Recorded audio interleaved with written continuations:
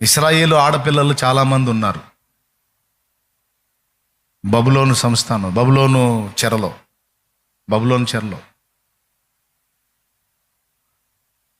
కానీ రాణి పోటీకి మాత్రం మొర్దెకై పెంచిన ఎస్తేరు పోవాల్సి వచ్చింది. ఒకవేళ ఓకే అయిందనుకో, ఇక ఆమె వీళ్ళ దగ్గరికి వచ్చేది లేదు, ఇక అక్కడే ఉండిపోవాలి. ఎస్తేరు అసలు ఎస్తేర్ లైఫ్ని ఎలా డిజైన్ చేశాడో చూడండి. ప్లాన్ మొత్తం ఆయన పసితనంలోనే తల్లిదండ్రి ఇద్దరిని తీసుకున్నాడు. ఎస్తేర్కి తల్లిదండ్రి ఇద్దరిని కోల్పోయింది ఆమె. అంటే మాతృవియోగం, పితృవియోగం, తల్లిదండ్రి ఇద్దరిని కోల్పోయినటువంటి ఆడపిల్ల. తన గోడు చెప్పుకునే దానికి ఎవరు లేరు. అన్న వరస అవుతాడు మొర్దెకై. ఆయన తెచ్చి కూతుర్లా పెంచుకున్నాడు ఎస్తేర్ని. ఒకవేళ మొర్దెకై ప్రేమించవచ్చు, మొర్దెకై భార్య ప్రేమించిందో లేదో మనకు తెలియదు, చెప్పలేం. ఇప్పుడు ఒకవేళ తల్లిదండ్రి ఉండి కుటుంబ జీవనంలో ఉండి వాళ్ళ మధ్యలో నుంచి రాణి పోటీకి వెళ్ళి అక్కడే నువ్వు స్థిరపడిపోవాలి, నీ ప్రాణం పోవునంత వరకు ఇంక అక్కడేనమ్మా నీ చరిత్ర, ఇక మళ్ళా మాతో కలిసేది లేదు అంటే ఏ ఆడపిల్ల ఒప్పుకుంటుంది? ఇప్పుడు అత్తగారింటికి పోయినా తన జనములో ఉండటానికి ఇష్టపడిద్ది. ఇశ్రాయేల్ ఆడపిల్ల అయినా ఇశ్రాయేల్లోనే, ఈ ఊరు నుంచి ఇంకొక ఊరికి ఇశ్రాయేల్లోనే ఉంటుంది. కానీ ఇక్కడ ఏంది, అసలు డైరెక్ట్గా తీసివేయబడి అన్యుల మధ్యలోకి వెళ్ళిపోవాలి. ఇప్పుడు అహస్వేరోష్ ఎవరు? అన్యుడు. అతని సంస్థానం అంతా ఎవరు? అన్యులు. అతని అంతఃపురంలో ఉండేది ఎవరు? అన్యులు. వాళ్ళు ఎవరు ఇశ్రాయేలీలు కాదు. మరి ఇప్పుడు ఈ అమ్మాయి పోయి అక్కడ ఉండాల్సి వస్తుంది. అన్యుల మధ్యలో తన సొంత ప్రాంతం వదిలేసి, స్వదేశం వదిలేసి అన్యుల మధ్యలోకి వెళ్ళిపోతుంది.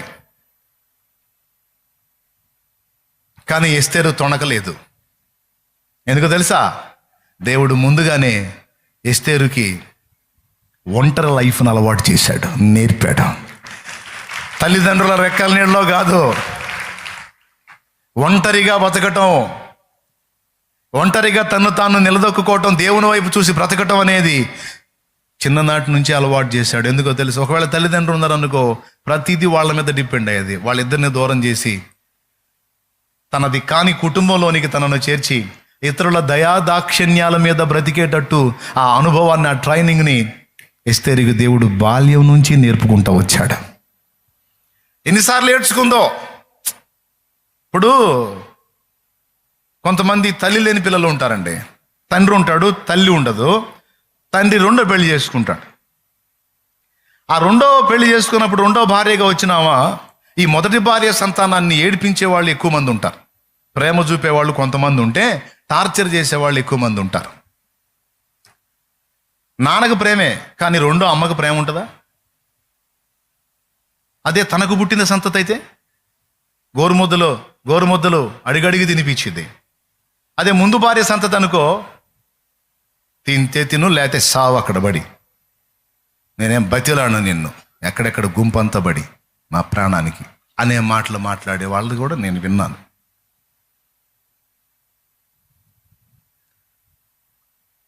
తల్లి లేదు, తండ్రికి ప్రేమ ఉన్నా తండ్రి ఏం నోరెత్తలేడు, తండ్రి ఉండడు. మరి ఇప్పుడు చవతి తల్లి దగ్గర ఎన్ని బాధలు పడాలి? మొర్దెకై ప్రేమించి ఉండొచ్చు, మొర్దెకై భార్య ప్రేమించిందో లేదో, ఎస్తేరు ఎంత ఏడ్చుకుందో తన ఒంటరి జీవితంలో. కానీ ఒక ఆధారాన్ని చేసుకుంది. మొర్దెకై భక్తుడు, ఆయన్ని బట్టి ఇశ్రాయేలు దేవుడైన యెహోవా యందు ఎస్తేరు కూడా భయభక్తులు నిలిపింది. ఏడ్చుకొని దేవుడిని అడుగు ఉండొచ్చు ఎస్తేరు, ఎందుకు నాయన, ఇశ్రాయేలు ఆడపిల్లలందరికీ తల్లిదండ్రులు ఉన్నారు, నాకెందుకు నాయన, కనీసం తల్లో తండ్రి ఎవరిని లేకుండా ఇద్దరిని తీసేసావేంది తండ్రి అని అడిగినప్పుడు దేవుని సమాధానం ఏమై ఉంటుంది? ఎస్తేరు, ఇశ్రాయేలు ఆడపిల్లలందరూ వేరు, నువ్వు వేరు. ఇశ్రాయేలు ఆడపిల్లల ఫ్యూచర్ వేరు, నీ ఫ్యూచర్ వేరు. సింపుల్గా చెప్పాలంటే వాళ్ళందరికీ అందరూ ఉన్నారు, కానీ రేపు వాళ్ళందరికీ నువ్వే దిక్కు. వాళ్ళందరికీ నువ్వే దిక్కు. నీకు అమ్మా నాన్న లేకపోవటం కాదు, నువ్వే వాళ్ళకి తల్లివి తండ్రి అయ్యేటువంటి పరిస్థితి రేపు రాబోతుందమ్మా. అందుకే నువ్వు ఆ స్థానంలో ఉండాలి. అందుకే నీ వాళ్ళని నువ్వు కోల్పోవాలి. అందుకే నువ్వు నీ స్వజనుల్ని నష్టపోవాలి. నీ సొంత ప్రాంతాన్ని వదిలి వెళ్ళిపోవాలి. అన్యుల మధ్యలో నీవు బ్రతకాలి. ఎందుకంటే నిన్ను వారికి ఆధారముగా నేను ఏర్పరచుకొని ఉన్నాను. నీవు ఆ స్థానంలోనికి ఎక్కకపోతే, నీవు ఆ ప్రదేశంలో ఉండకపోతే వీళ్ళందరి భవిష్యత్తు శూన్యమైపోయింది. చస్తారు మొత్తం. హమాను కుట్రలో చస్తారు మొత్తం. వాళ్ళందరూ చావకుండా ఉండాలంటే కొంచెం వేదనైనా సరే నువ్వు ఈ అనుభవాల్లో గుండా, ఈ కఠినమైన వేదనల్లో గుండా వచ్చి నువ్వు ఆ సింహాసనం ఎక్కాలి. దేవునికి స్తోత్రం కలుగును గాక. నాకే ఎందుకు ఇట్లా, నా జీవితమే ఎందుకు ఇలా అయిపోయింది, నా బ్రతుకు ఎందుకు ఇంత అంధకారం అయిపోయింది, నా జీవితం ఎందుకు ఇలా నాశనమైంది, నా బ్రతుకు ఎందుకు ఇట్లా అయింది, అట్లా అనుకునే వారలారా, మీరు దేవుని సంబంధులైతే ఈ మాట మీకే. కొన్ని కఠినమైన పరిస్థితులను నీ జీవితంలోకి అనుమతించి అనేక జనములకు నీవు ఆశీర్వాద కారణమగునట్లు దేవుడు ప్రణాళిక రచించాడు. ఆ మాధుర్యమైన అనుభవాలు నీవు స్వతంత్రించుకున్నట్లు ముందు నువ్వు కొన్ని చేదైన అనుభవాల గుండా ప్రయాణం చేయాలి, తప్పదు. మూడుబారిన జీవితాలను చిగురింపజేసి మారా అనుభవాన్ని మధురంగా మార్చగలవాడు. చేదైన అనుభవాల్లో గుండా నడిచింది పిచ్చి తల్లి. దీనత్వాన్ని నేర్పాడు దేవుడు. ఒంటరిగా బతకటం నేర్పాడు. ఎవ్వరూ ఆదరించేవాళ్ళు లేకపోయినా తన గోడు దేవునికే చెప్పుకొని దేవుని బట్టి బతికేటట్లు ఎస్తేరుని బాల్యం నుంచి చెక్కుకుంటూ వచ్చాడు. ఎందుకో తెలుసా? రాబోతున్న దేవుని ప్రజల పెద్ద ప్రమాదాన్ని ఈ ఆడపిల్లే అడ్డుకోవాలి.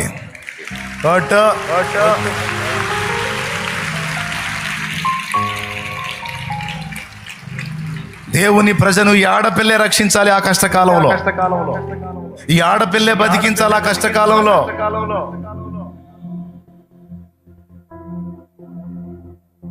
అందుకోసం ఎన్ని నేర్పుకొచ్చాడు చూడు పాపం ఎస్తేరుకి. కానీ ఏం తెలుసా ఆమెకి? మీరు చెప్పండి, ఎస్తేరుకు తెలుసా నేను రాణి అవుతాను, మా వాళ్ళందరినీ నేను కాపాడుతాను హామాను కుట్ర నుంచి అని ఎస్తేరుకు తెలుసా? మరి తన కష్టాల ప్రయాణం అంతటిని చూసుకుంటున్నప్పుడు తను ఏమనుకొని ఉండొచ్చు? ఎంత ఏడ్చుకొని ఉండొచ్చు? నాకెందుకు ఇలాంటి పరిస్థితి అనుమతించామని ఎంత మూలిగి ఉండొచ్చు, ఎంత కుమిలిపోయి ఉండొచ్చు, ఎంత అంగలార్చి ఉండొచ్చు. ఆ ఆడపిల్ల గుండె ఎంత నలిగి ఉండొచ్చు. తనకు తెలియదు దేవుడు స్పెషల్గా ఆమెను చెక్కుతున్నాడని. తనకు తెలియదు దేవుడు ప్రత్యేకంగా ఆ పాత్రను ఒక అద్భుతమైన విలువైన పాత్రగా దేవుడు చెక్కటానికి మొదలు పెట్టాడని ఆమెకు తెలియదు. ఆ గాయాలను బట్టి బాధపడి ఉండొచ్చు. కానీ ఆశ్చర్యంగా దేవుని మీద ఆధారపడి బ్రతకటం, ఇతరుల ఎడల దీనంగా బ్రతకటం నేర్చుకుంది. ఇదే దీనత్వం అక్కడ రాణి సెలక్షన్లో ఉపయోగపడింది. అహస్వేరోషు ముందుకు వెళ్ళేటువంటి ఆడపిల్లలు రాణి హోదాకి ఎవరు సెట్ అవుతారో నేను ఎంపిక చేసుకుంటా, నేను ఏ ఆడపిల్లని చూపిస్తానో ఆమె నా రాణి అంటే ఈ రాణి ఎంపికకి చాలా మంది రాజకుమార్తెలు వెళ్ళారు. అహస్వేరోషు రాజు అంటే పెద్ద విషయం. అది 127 సంస్థానాల మీద రాజు, ఒక చక్రవర్తి స్థాయి వ్యక్తి. అతని పక్కన కూర్చొని పట్టమహిషిగా పెత్తనం చేసేటువంటి ఆధిక్యత అంటే సామాన్యమైన విషయం కాదు. అందుకని చాలా మంది పోటీకి వచ్చారు. వాళ్ళని ఒక సంవత్సర కాలం సిద్ధపరిచారు. తర్వాత రాజు ముందుకు తీసుకెళ్ళి హేగే అడుగుతాడు, అమ్మా నీకు ఎలాంటి వస్త్రాలు వేయాలి, నీ తల ఎట్లా చేయాలి, నీ ముఖం ఎట్లా చేయాలంటే వాళ్ళకి ఇష్టం వచ్చినట్టు రెడీ అయ్యేవాళ్ళు.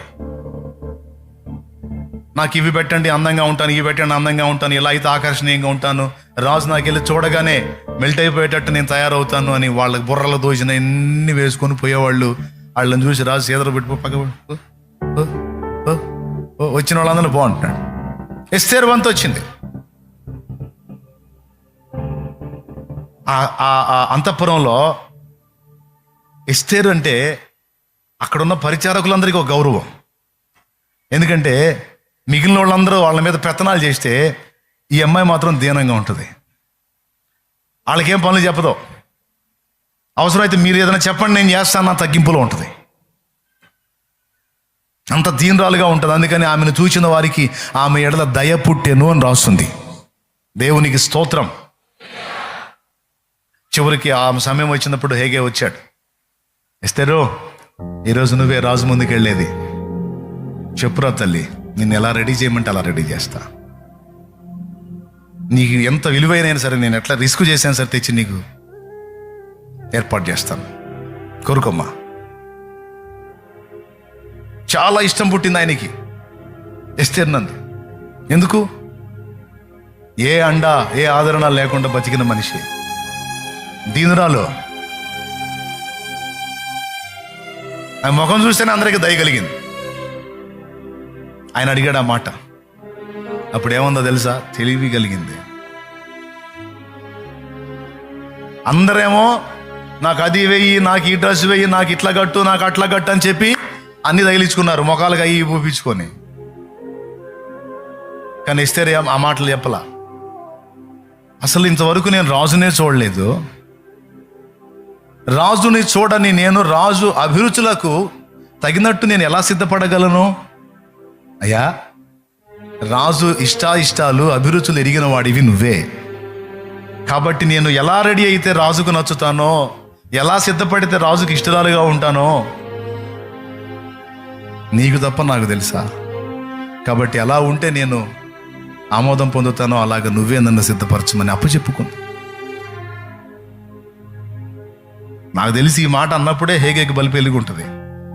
ఇంతమందిని సిద్ధపరిచి పంపించాను కానీ ఒక్కటి కూడా ఈ మాటల్లా.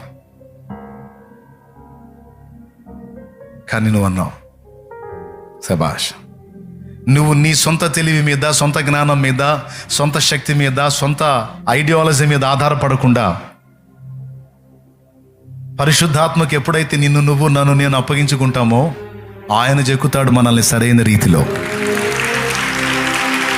ప్రభు అయిన యేసుకు నచ్చే విధంగా ఆయన మనల్ని సిద్ధపరుస్తాడు. హేగేకి తెలుసుగా అహష్వేరోషుకి ఏమి నచ్చిద్దో. ఎందుకంటే సంవత్సరాలుగా ఆయన దగ్గర ఉన్నాడుగా. ఖచ్చితంగా ఆయనకి నచ్చేటువంటి వస్త్రాలు కట్టాడు, సింపుల్గా రెడీ చేశాడు. ఆయనకి ఓవర్ యాక్షన్ నచ్చదమ్మా, చాలా సింపుల్గా ఉంటే నచ్చిద్ది, అట్లనే చేయి. అహష్వేరోషుకి ఏమేమి నచ్చుతాయో హేగేకి తెలుసు. హేగే మొత్తాన్ని ఆమెకి రెడీ చేసి సింపుల్గా పంపించాడు. ఎస్తేర్ వెళ్ళి నిలబడింది, చూసి ఆశ్చర్యపోయాడు రాజు. ఈమె నన్ను చూడటమే ఇప్పుడు, కానీ నా యొద్దకు రాకమునిపే నా ఇష్టాలు తెలుసుకొని నా అభిరుచులను పసిగట్టి వాటికి అనుగుణ్యంగా తను తాను సిద్ధపరచుకొని వచ్చింది. ఇది కదా భార్య మనస్సు ఎరుగుట అంటే, భార్య భర్త మనస్సు ఎరుగుట అంటే ఇది కదా. నాకు భార్య కాకమునిపే నా మనసును తెలుసుకున్న ఈమె కదా నాకు భార్య కాదగినది. రైట్ అని ఇంకా మొత్తం అందరినీ క్యాన్సిల్. ఇదిగో నా భార్య నాకు దొరికినది, ఎస్తేరే నా భార్య. హదస్సా అయిపోయి ఒక దెబ్బతో రాణి అయిపోయింది. అహంకారులను ఎదిరించి దీనులకు కృప చూపే దేవుడు నా దేవుడు. దేవునికి మహిమ కలుగును గాక. హల్లెలూయా. కృప చూపే దేవుడు. తర్వాత రాణి అయిన తర్వాత హామాను కుట్రని ఎంత బాగా విచ్ఛిన్నం చేసి రాజు ఆజ్ఞ బయలుదేరిన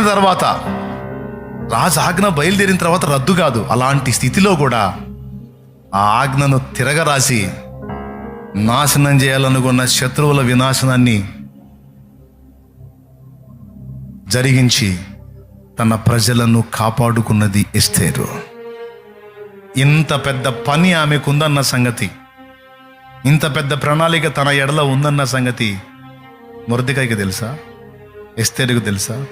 పోనీ ఇశ్రాయేలు సర్వ సమాజంలో ఎవరికైనా తెలుసా? ఒక్కడికి తెలుసు. నాకే ఎందుకు ఇలా, నన్నే ఎందుకు ఇలా, నా పరిస్థితులే ఎందుకు ఇలా? అందరి జీవితాలు బాగానే ఉన్నాయి, అందరి లైఫ్లు బాగానే ఉన్నాయి, అందరి కుటుంబాలు బాగానే ఉన్నాయి, అందరికి అన్నీ దక్కినాయి, మాకెందుకు ఇవి దక్కలేదు, మేమెందుకు ఇలా ఉండాల్సి వచ్చింది? అని నువ్వు ప్రశ్నిస్తే నీకు సమాధానం. దేవుడు అబ్రహామును కోరుకున్నట్టు, దేవుడు ఎస్తేరును కోరుకున్నట్టు, యోసేపును కోరుకున్నట్టు, పౌలును కోరుకున్నట్టు కొన్ని పాత్రలను స్పెషల్గా కోరుకుంటాడు దేవుడు. అందుకే వాళ్ళకి కొన్ని ప్రత్యేకమైన అనుభవాల్లో నుంచి తీసుకెళ్తాడు వాళ్ళని. నాకే ఎందుకు కాదు, ఇన్ని నాకే ఇచ్చావంటే ఈ ధన్యత నాకే ఇచ్చినందుకు నీకు స్తోత్రం ప్రభువా అనుకో. నాకున్న బాధలు ఎవరికీ లేవని నువ్వు అనుకునే పని అయితే నీకున్న ధన్యత కూడా ఎవరికి లేదని దేవుని స్తుతించు. ఎందుకంటే ఆయన స్పెషల్గా నీ మీద వర్క్ చేస్తున్నాడు. ఇప్పుడు నీకు అర్థం కాదు, ప్రస్తుతం సమస్యను ఫేస్ చేసేటప్పుడు నీకు అర్థం కాదు, ఫైనల్లో నీకు క్లారిటీ వస్తుంది ప్రతి విషయంలో. ఆమేన్ తమ్ముడు, ఫైనల్లో చాలా స్పష్టత వస్తుంది నీకు. ప్రస్తుతానికి దీన మనస్కుడవై, దీన మనస్కురాలువై ఆ బలీయమైన చేతి కింద, ఆ నీతి సూర్యుని చేతి కింద దీన మనస్కుడవై, దీన మనస్కురాలువై నిన్ను నువ్వు తగ్గించుకొని అప్పచెప్పుకో. తర్వాత చూద్దు. కానీ వెళ్ళమన్నప్పుడు వెళ్ళు, ఉండమన్నప్పుడు ఉండు. నిన్ను ముందుకు నడిపించినా దానికి ఒక ప్రణాళిక ఉంది, నిన్ను ఉన్న చోట నిలబెట్టినా ఒక ప్రణాళిక ఉంది. సమస్తమును నెరవేర్చగల దేవుని వైపు నీ దృష్టి నిలుపు. పట్టుదల నీది కాదు, గుర్తు రాసుకో ఈ మాట. పట్టుదల నీది కాదు.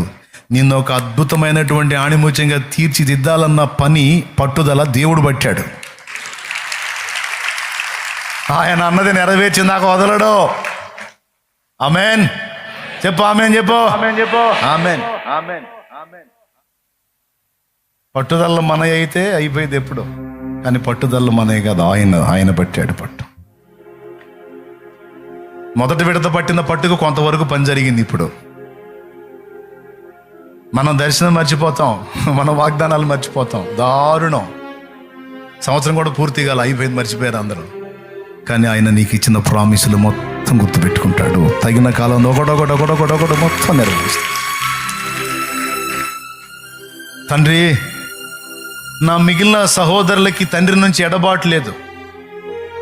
నా తండ్రితో కలిసి బ్రతికే ధన్యత వాళ్ళకు దొరికింది. నా తండ్రితో కలిసి భోంచేసే భాగ్యం వాళ్ళకి దొరికింది. 17 ఏళ్ల వయసు నాది. ఎందుకు నా తండ్రి నుంచి నన్ను వేరు చేశావు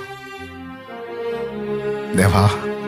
నా పితరుడైన అబ్రహాము దేవా, నా పితరుడైన ఇస్సాకు దేవా, నా తండ్రి ఇశ్రాయేలు దేవా, యాకోబు దేవా, వాళ్ళందరూ దొరలాగుంటే నన్నెందుకు బానిసగా అప్పచెప్పావయ్యా? వాళ్ళందరూ నా తండ్రికి దగ్గరలో ఉంటే నన్నెందుకు అనాథలాగా వదిలేసావయ్యా?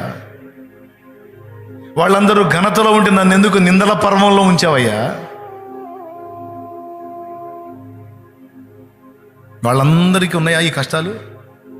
యోసేపుకున్న కష్టాలు వాళ్ళకు ఉన్నాయా? యోసేపుకున్న నిందలు వాళ్ళకు ఉన్నాయా? యోసేపుకున్న బాధలు వాళ్ళకు ఉన్నాయా? లేవు. తండ్రి ఎడబాటు లేదు, కానీ యోసేపుకు తండ్రి ఎడబాటు. బానిస బతుకులు లేవు, కానీ యోసేపుకు బానిస బతుకు. జైలు జీవితాలు వాళ్ళకి లేవు, కానీ యోసేపుకు జైలు జీవితం. చెయ్యని నేరానికి నిందలు మోసిన పరిస్థితి వాళ్ళకి లేదు, కానీ యోసేపుకు నిందలు. వాళ్ళందరికంటే నేనే ఎక్కువ చెడ్డవాడినా? నాకు ఈ శిక్షలు న్యాయమేనా? ఏమో, ఆయన హృదయంలో ఎంత నలిగాడో, ఆయన ఎంత ఏడ్చుకున్నాడో. కానీ దేవుని సమాధానం ఏంటి? యోసేపుకు తెలుసా యోసేపు ఐగుప్తుని ఏలేవాడు అవుతాడని?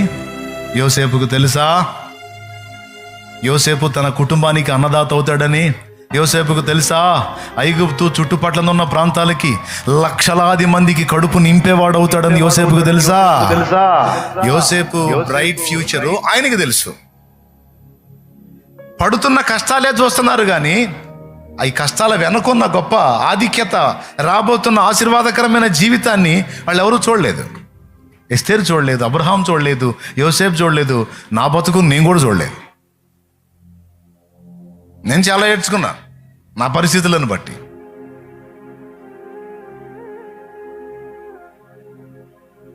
కానీ దేవుడు ఆ వేదనల పర్వమంతా ముగించి దేవుడు తన కార్యాన్ని మొదలుపెట్టినప్పుడు ఇప్పుడు ప్రతిదినం ఒక ఆశ్చర్యమే, నాకు ప్రతిదినం ఒక ఆశ్చర్యమే. ఎన్ని రీతులు స్తుతించాలో, ఎంత మయంపరచాలో కూడా అర్థం కావట్లా నాకు. నా జీవితకాలం స్తుతించినా సరిపోనంత కార్యాన్ని నా పట్ల ఆయన జరిగించేశాడు. అందుకే పాడుకున్నా, వేనోళ్ళ కొనియాడినా నా ఆశయే తీరదే, నిన్నెంత కనపరచినా నా హృదయమే నిండదే. తగిచవే, వేనోళ్ళ కొనియాడినా నా ఆశయే తీరదే, నిన్నెంత కనపరచినా నా హృదయమే నిండదే. నజరేయుడ యేసయ్యా, నీ స్తుతి తప్ప ఆనందమే లేదుగా, నా స్థితి మార్చినది స్తోత్రనిదే కదా, నీ స్తుతి తప్ప ఆనందమే లేదుగా, నా స్థితి మార్చినది స్తోత్రనిదే కదా. వేనోళ్ళ కొనియాడినా ఆశయే తీరదే, నిన్నెంత కనపరచినా హృదయమే నిండదే. ఊహకు మించిన కార్యము చేసి ఉన్నత కృపలో నన్ను దాచినావు. ఊహకు మించిన కార్యము చేసి ఉన్నత కృపలో నన్ను దాచినావు. గమ్యమే తెలియని ఈ పయనములో, గమ్యమే తెలియని ఈ పయనములో నా గురి నీవై నిలిచావు. సర్వోన్నతుడా నీ సముఖములో, సర్వోన్నతుడా నీ సముఖములో నన్ను నాటి ఎదిగేటి కృపనిచ్చినావు. హల్లెలూయా యేసయ్యా, కురిపించావు నీ చూపులు వెన్నెల, పలికించావు నీ ప్రేమ రాగాలిల, కురిపించావు నీ చూపులు వెన్నెల, పలికించావు నీ ప్రేమ రాగాలిల. వేణుల కొనియాడినా ఆశయే తీరదే, నిన్నెంత ఘనపరచినా హృదయమే నిండదే. దేవునికి మహిమ. మన ఎడల దేవునికి ఉన్న సంకల్పం ఆయనకే తెలుసు. విశ్వాసంతో నడవటం అంటే అదే. ముందుకు పద అంటాడు ఆయన. ఎందుకు ప్రభా పెద్ద నుయ్యి కనపడుతుంటే పద అంట, నుయ్యి ప్రభా పద, ఎగిటమే అడుగు. అది నుయ్యి అయిద్దో గొయ్యి అయిద్దో లేకపోతే చక్కని తారు రోడ్డు అయిద్దో ఆయన చూసుకుంటాడు. నీకెందుకు పద అన్నప్పుడు వెళ్ళటమే నీ పని.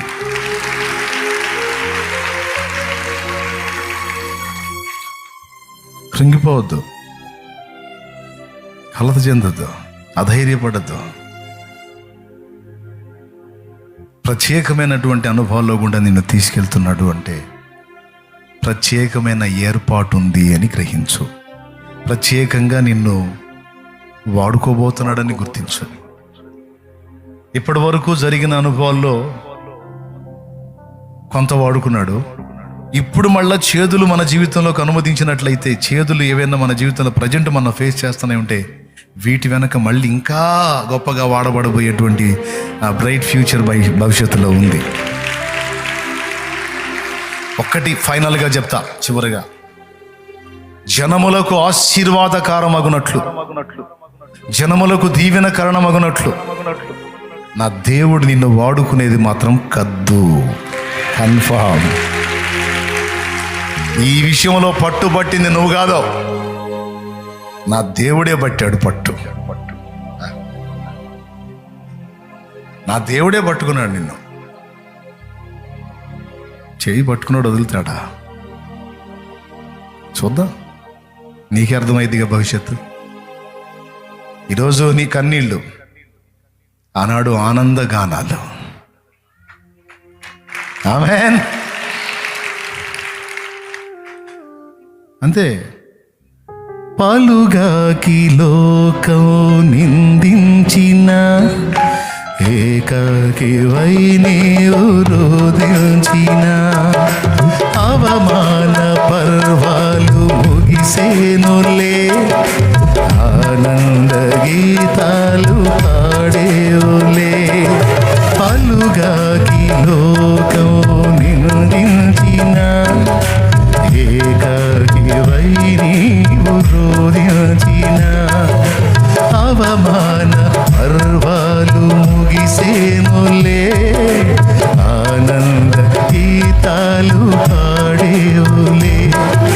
నవ్విలో ముందు తలను వంచేరు ముందు, నవ్వినోళ్ళంత నీ ముందు తలను వంచేరు ఇక ముందు. ఉందిలే దీవెనా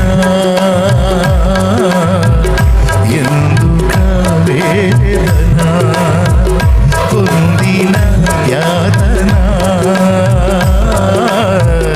దేవుడి మరచునా. కన్నుల జారిన కన్నీళ్ళు గడిపెను దేవుని పాదాలు, ఇప్పటి నుండి నీ కళ్ళు చూచును దేవుని కార్యాలు. ఈ కన్నుల జారిన కన్నీళ్ళు గడిపెను దేవుని పాదాలు, ఇప్పటి నుండి నీ కన్ను చూచును దేవుని కార్యాలు.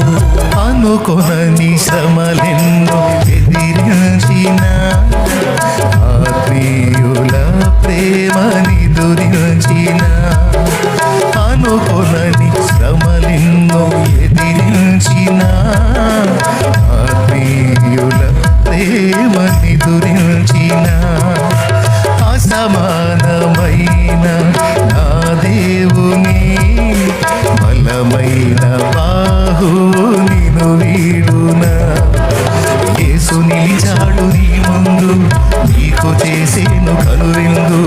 యేసు నిలిచాడు నీ ముందు, నీకు చేసేను కనువిందు. ఉందిలే దీవెనా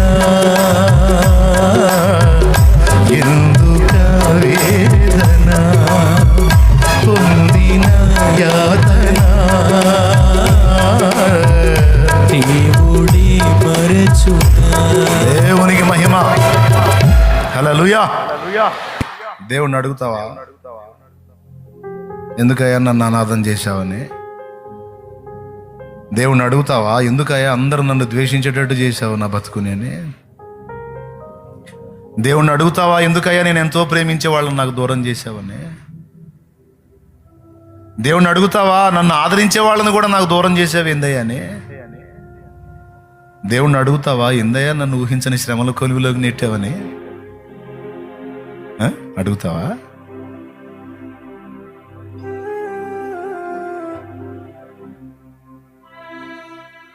శ్రేష్టమైన పాత్ర తయారు కావాలంటే శ్రేష్టమైన అనుభవాల్లో గుండానే పోవాలి, లేకపోతే శ్రేష్టమైన పాత్రలు తయారు కావు. స్తోత్రం. హల్లెలూయా. ఇల్లు కట్టేదానికి వరసలో పెట్టే రాయిని నల్లరాయి, పెద్ద షాయికిరా. 2 దెబ్బలు కొడితే మొలాటతో 2 దెబ్బలు కొడితే అయిపోయింది రాయి, సైజు రాయి వచ్చింది, వరసలో పెట్టచ్చు. కానీ ఒక చక్కని శిల్పము రూపుదిద్దుకొని మన షో కేసులో పెట్టాలంటే అందంగా, దానికి ఎన్ని దెబ్బలు పడాలో తెలుసా? గట్టి దెబ్బలు కొన్ని పడాలి, సున్నితమైన దెబ్బలు కొన్ని పడాలి, రాపిడి జరగాలి, నునుపు చేయబడాలి. ఓయబ్బా, బోల్డంత పని ఉంటుంది దాని మీద. అంత అయిపోయిన తర్వాత నల్లరాయికి పెట్టేది 10-15 రూపాయలు అయితే, ఆ శిల్పానికి పెట్టే ధర ఎంతో తెలుసు, అది 1000 రూపాయలు కావచ్చు, లక్షలు కూడా కావచ్చు. ఆ కళాఖండాన్ని బట్టి ఉంటుంది విలువ. అలాగే నా తండ్రి మనల్ని చెక్కబోనుకున్నాడు. అనేకులకు ఆకర్షణీయమైనటువంటి పాత్రలుగా మనల్ని చేయాలనుకున్నాడు. అందుకే అన్ని రకాల అనుభవాల్లో గుండా తీసుకెళ్తాడు. ఈ అనుభవాలు లేకుండా ఇతరులకు ఆకర్షణీయమైన పాత్రలుగా మనం మారటం మాత్రం సాధ్యం కాదు. పక్క ఇతరులకు దీవెనకరమైన పాత్రలుగా మనం మారటం మాత్రం సాధ్యం కాదు. ఈ అనుభవాల్లో గుండా ప్రయాణం చేస్తేనే ఆ షైనింగ్ మనకు వచ్చింది. అది దేవుని ప్రణాళిక. మనందరి విషయంలో మాత్రం దేవుని ఉద్దేశాలు ఏమై ఉన్నాయో తెలుసా? జనములకు మనల్ని ఆశీర్వాదకరంగా చేయాలనేవి ఉద్దేశాలు. ఈనాడు అబ్రహామును చూడండి, విశ్వాసులకు తండ్రి అయ్యాడు. భూమి మీద ఉన్న జనాంగాలన్నింటిలో ఎక్కువ జనాంగం ఎవరో తెలుసా? అబ్రహాం జనాంగమే. ఇశ్రాయేలీలు వాళ్ళేనా? అరబ్బులు వాళ్ళేనా? ప్రపంచంలో ఎక్కువ జనాభా ఉన్న క్రైస్తవులు విశ్వాసాన్ని బట్టి మొత్తం అబ్రహాం సంతతేనా? ఇప్పుడు చెప్పండి, భూమి మీద ఉన్న జనాభాలో అత్యధికమైన జనాభా ఎవరిది? ఎస్. కాబట్టి అంత మెట్టుగా అబ్రహాం తీసుకెళ్ళటానికి కొన్ని కఠినమైన అనుభవాల్లో గుండా దేవుడు అబ్రహాం నడిపించాడు. తప్పలా, నీకు నాకు కూడా తప్పదు. మనం సిద్ధపడి ఉండాలి తప్ప ప్రశ్నించడానికి లేదు. ఈ మ్యాటర్ నీకు ముందే అర్థమైతే, స్పష్టంగా అర్థమైతే లోపడుతుంటావు దేవునికి. లేకపోతే నువ్వు ఏడిసి జనాన్ని ఏడిపిస్తావు, నన్ను కూడా ఏడిపిస్తావు. మ్యాటర్ నీకు అర్థమైంది అనుకో, సంతోషంగా దేవుని వైపు చూస్తూ దేవుడు నడిపించే నడిపింపుల్లో ఎదురయ్యే అనుభవాల్లో గుండా ఆనందంగా ముందుకెళ్తావు. ఎందుకంటే ఆల్రెడీ బైబిల్లో వ్యక్తుల్ని చూపించాడు కదా. చూపించాడా లేదా? రైట్. నిన్ను కూడా అలా ప్రత్యేకమైన అనుభవాల్లో గుండా తీసుకెళ్తున్నాడు. ధైర్యంగా ఉండు. ఒక్కసారి చెప్పండి, తీర్మానం ఎవరిది? నీదా దేవుడిదా? పట్టుదల ఎవరిది? చెయ్యి పట్టుకుంది ఎవరు? బరువు మోస్తుంది ఎవరు? ఎన్నోసార్లు తోక ముడిచి పరిగెత్తి పారిపోతే నిన్ను తీసుకొచ్చి మళ్ళా ఎలలో నిలబెట్టి, ఎన్నోసార్లు తోక ముడిచి పారిపోయావు నువ్వు, మళ్ళీ తీసుకొచ్చి లైన్లో పెట్టాడా? రా రా రా అని. హల్లెలూయా. ఇప్పటి వరకు నిలిపిన వాడికి ముందు కూడా నిలబెట్టగల సమర్థుడు. ఆమేన్. ఈ చెప్పిన విషయాలు దృష్టిలో పెట్టుకో. నువ్వు కాదు నడుస్తుంది, నిన్ను దేవుడు నడిపిస్తున్నాడు. నువ్వు కాదు నిలబడింది, నిన్ను దేవుడు నిలబెట్టాడు. నువ్వు కాదు ఆయన చేయి పట్టుకుంది, ఆయనే నిన్ను చేతబట్టాడు. నువ్వు కాదు ఏదో గొప్ప స్థాయికి ఎదగాలని పోరాడుతుంది, నిన్ను గొప్ప స్థాయిలో ఉంచాలని ఆయనే పట్టుబట్టాడు. ఖచ్చితంగా ఆయన అనుకున్న స్థాయికి నిన్ను తెచ్చుకుంటాడు. నీ మీద ఆశలు నీకు కాదు, ఆయనకున్నాయి. ఇడు పనికిరానోడు, పనికిమాలినోడు, ఈడు అట్టంటోడు, ఇటు ఇట్టంటోడు అనిపించుకున్నోడే అనేకులకు దిక్కయ్యేటట్టు నా దేవుడు చేస్తాడు. యోసేపుని వాళ్ళు కలలు కనేవాడు ఈ పనికిమాలినోడు తింటాడు, నిద్రపోతాడు. మనమేమో గొర్రెలు గాయటానికి చాకిరీ చేస్తున్నాం. ఆ ముసలోడు ఆడిని దగ్గర పెట్టుకున్నాడు. ఎవరిని? యోసేపుని, కలలు కనేవాడిని. ఆడికేం పనే పాట, తింటుంటాడు, కలలుగా అంటుంటాడు, వేస్ట్ గాడు. ఎన్నో అనుకున్నారు. చివరికి వాళ్ళందరికీ కూడిపెట్టింది ఎవరు? ఎవడు వేస్ట్ గాడు అనుకున్నారో, ఎవరు పనికిరాడు అనుకున్నారు, ఎవరు అట్లాంటోడు ఇట్లాంటోడు అనుకున్నారు, అతడే వాళ్ళందరికీ దిక్కయ్యాడు. ఈరోజు పనికిమాలినోడు, ఇడు తాగుబోతాడు, ఇడు వేస్ట్ గాడు, ఇడు తిరుగుబోతుడు, ఇడు అట్టంటోడు, ఇటు ఇట్టంటోడు, ఇడు చదువు లేనోడు, ఇడికి ఏం తెలియదు, ఇడు తెలివి తక్కువడు, ఇడు దద్దమ్మ, ఇడు అట్టంటోడు ఇట్టంటోడు అనుకున్నోడే నా దేవుడు చేతబట్టాడు. నా దేవుడు బలపరుస్తాడు. ఆ వ్యసనాల నుంచి నిన్ను విడిపిస్తాడు. ఆయనే నిన్ను వెలిగిస్తాడు. అన్నోళ్ళని నిన్ను గణపరిచేటట్టు నా దేవుడు చేయగలడు. వాళ్ళందరికీ నువ్వు ఆధారం అయ్యేటట్టు నా దేవుడు చేయగలడు. పనికిమాలింది, తెలివి తక్కువది, అట్లాంటిది ఇట్లాంటిది అనుకున్నదే రేపు అనేకులకు ఆశీర్వాద కారణం అవుతుంది. అమ్మా, నీ వల్లనే మేము తెలుసుకున్నాం, నీ వల్లనే మేము కాపాడబడ్డాం, నిజంగా నువ్వు లేకపోతే మేమేమో అనే స్థితికి నా దేవుడు తెస్తాడు. ఆమేన్. మనసారా చెప్పు ఆమేన్. ఇదేదో ఓదార్చాలని చెప్పట్లా, దేవుడు నాతో మాట్లాడాడు. ఈవేళ నేను మీతో పంచుకున్నాను సందేశాన్ని.